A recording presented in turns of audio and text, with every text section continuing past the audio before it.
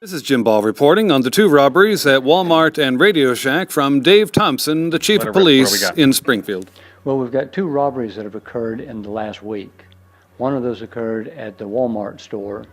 It was last Thursday early morning, where two men came in, or two people came in. They attempted to get into a display case and steal iPads. When they couldn't get into the case, they broke into the case, actually fired a gun into the case, and they stole the iPads out of the case. We also have another one that occurred at a Radio Shack, and at the Radio Shack they actually accosted an employee that had used the back door to take out the trash. At that time, three people came in, African Americans came in. There they were looking for iPads again, and they stole some electronic equipment out of that store. So basically we've got one of them, one of the robberies, we've got two African Americans participating in that, stealing iPads. The next one we've got three African Americans participating in that, stealing electronic equipment, but they were originally asking for iPads, so we know that was their target. Fortunately, nobody was seriously injured or anything in these events, but we are certainly looking for information on anyone out here that's selling iPads that shouldn't be. Anyone that has information on this, we're certainly willing to pay for that information to effect arrest and convictions on these people. And other than that we're asking for the same target, is there any other information that leads you to tie the two robberies together? Well, certainly there are parts of the MO that was used. There are parts of the fact that they obscured their faces, they were wearing masks and gloves and things of that nature. So certainly some things of that sort that would suggest that these are linked and related. And we don't have any good video because of their faces were masks, so we don't have any good video or pictures or anything. That's right. There's no really good video we can release to the news media to say, go look for this person, because of obscuring the faces and things like that. There's really nothing I think is going to be of a lot of help with the news media. And so what's the Springfield Police Department doing now to try to find these guys? Well, we've got a variety of things. We've got everyone working on it, from patrol people to detectives and narcotics. So we've got a lot of people that are working on this. We're also working in conjunction with other agencies and organizations to find out if they've got previous or similar events that have happened in their jurisdictions. So we have a variety of things I also can't discuss, but we're putting a lot of resources into it to find these people. What do you recommend to local business owners, especially those that have iPads and those kinds of products? Well, actually, we've been out and we've actually talked to some of those business owners to make sure that they are aware of what's taking place and what's happening.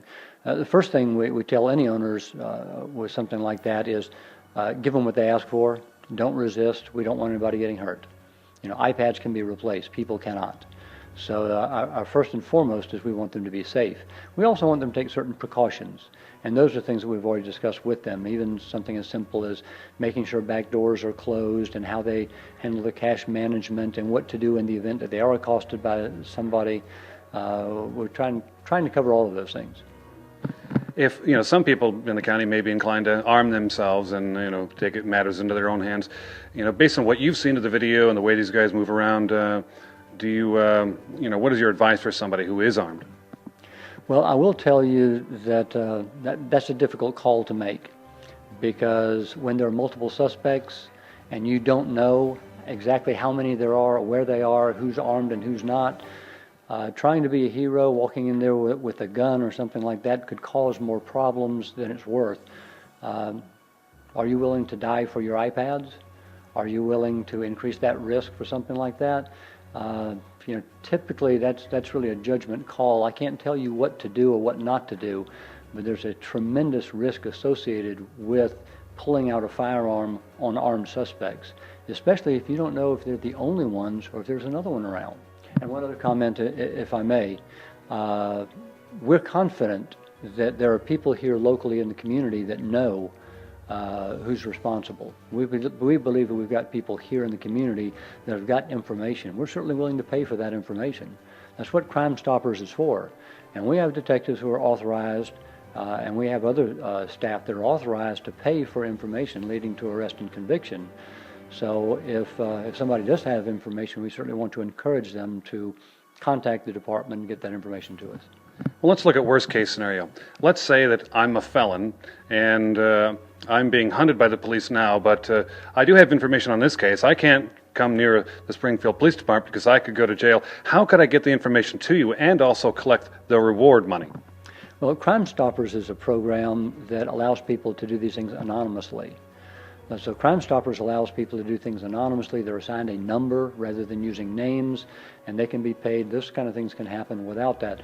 On the other hand, if you're a felon and you're in trouble right now and you're on parole and you're looking for some favors, you're looking to play let's make a deal, this is certainly an opportune time there too. So we're not opposed to negotiating for information on cases of this nature. Well, thank you very much for that update. You're welcome. When you're facing a medical emergency, time is critical. Every minute matters. And today, time is on your side because Northcrest Medical Center is ready 24/7. We have the experience and expertise to act decisively and the leading-edge technology crucial for life-saving surgery, letting you get back to the life you love. Northcrest Medical Center, bringing exceptional care to our community.